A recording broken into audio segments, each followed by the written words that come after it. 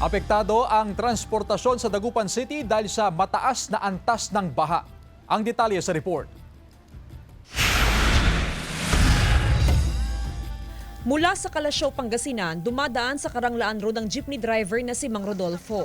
Pero hindi na siya dumediretso sa Mayombo Road.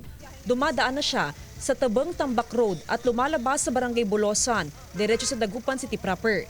Hindi na kasi kakayanin pa ng jeep ang pagdaan sa Mayombo Road dahil sa taas ng antas ng baha.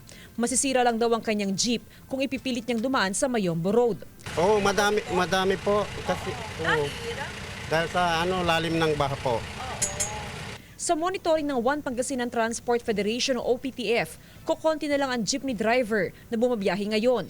Nasa 10% na lang o katumbas ng mahigit sa 100 jeep ang bumabiyahe papasok sa Dagupan City dahil hindi na madaanan ng ilang kalsada. Talagang maraming hindi bumiyahe dahil hindi pwede sa Mayombo ang daan baha dahil malalim. Pero may mga mangilan-ngilan na bumiyahe mga jeep natin, biyatibong sila dumadaan.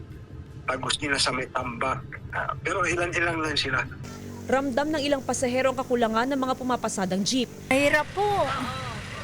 Kasi mahirap yung daan. Sa kasiksikan po sa sasakyan. Paunahan po. Kabilang sa mga hindi madaanan ng light vehicles ang Mayombo Road, Zamora Extension at Burgos Extension.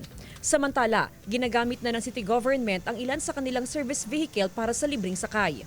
Kahapon po nagsimula na po yun yung pag-ikot ng ating mga yung libreng sakay, no, yung ating yung truck na nagpo-provide po ng libreng sakay.